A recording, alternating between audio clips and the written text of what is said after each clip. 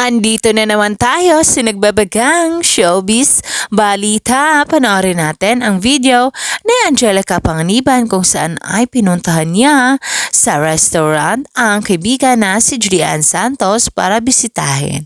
Panoorin natin ang video nilang dalawa.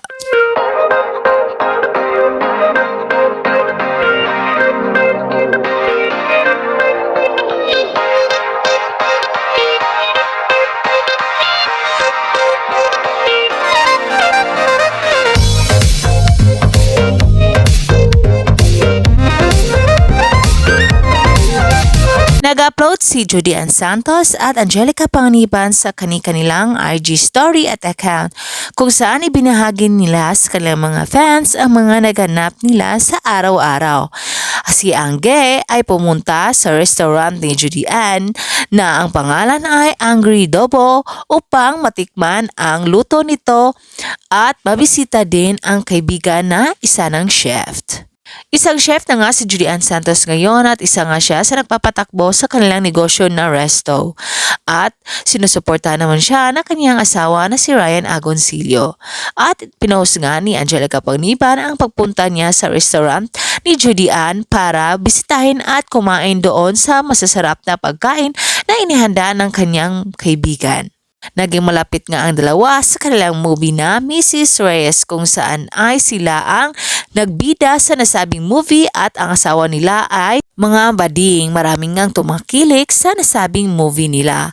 At doon nga sa nasabing movie nagka-close sina Julian Santos at Angelica Panganiban.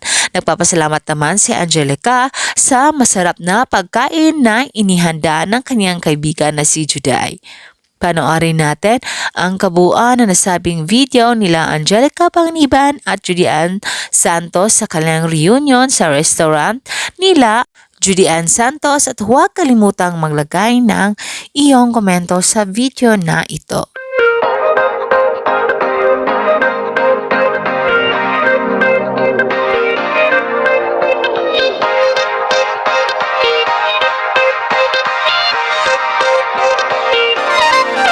Thank you